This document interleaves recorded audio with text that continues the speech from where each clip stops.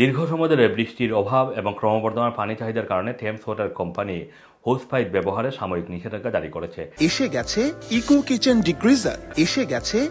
Kitchen degreaser. পরিবেশ বান্ধব উপায়ে আপনার কিচেনকে করে তুলুন ঝকঝকে।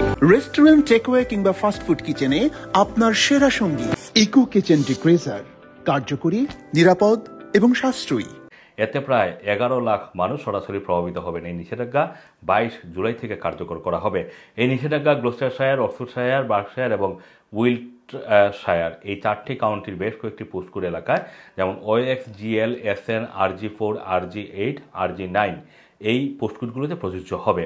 নিষেধাজ্ঞা চলাকালে হুস পাইপ ব্যবহার করে বাগানে সেচ দেওয়া, মানে বাগানে পানি দেওয়া, গাড়ি ধোয়া, পেডলিং পুল ভরানো, এসব কাজ নিষিদ্ধ থাকবে।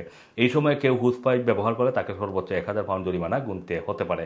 থেমস ওয়াটার জানিয়েছে, গ্রীষ্মের যেই তীব্র তাপদাহ এবং বৃষ্টির ঘাটতির কারণে জলাধারগুলোতে পানি কমে গেছে, অথচ মানুষের ব্যবহারের 25 ডিগ্রি সেলসিয়াসের উপরে তাপমাত্রা উঠলেই পানির ব্যবহার 30% বেড়ে যাচ্ছে।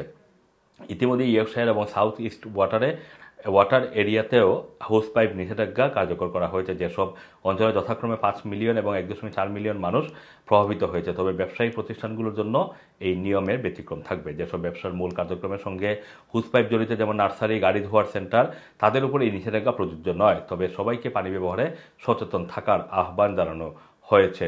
থেমস ওয়াটারের কৌশলগত পানির সম্পদ পরিচালক নেভিল মনকাস্টার বলেছেন যে এই পরিস্থিতি উন্নতির সম্ভাবনা খুবই কম। আমাদের এখনই পদক্ষেপ নিতে হবে। চলতি বসন্ত এবং গ্রীষ্মে প্রচণ্ড গরম এবং শুষ্ক আবহাওয়ার পানির ব্যবহার বেড়েছে, কিন্তু প্রাকৃতিকভাবে জলাধারে ভরার মতো বৃষ্টি আসেনি।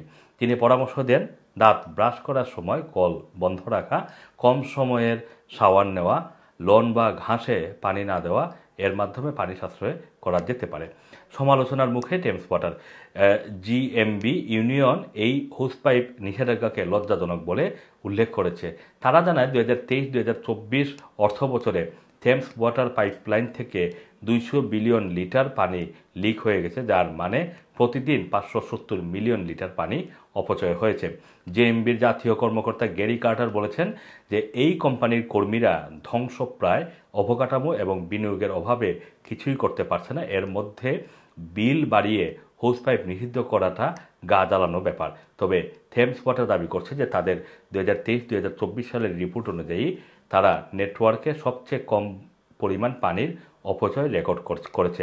এই বিষয়ে আরও মন্তব্যের জন্য তাদের কাছে অনুরোধ জানানো হয়েছে। Assam Masum, Rana TV, London.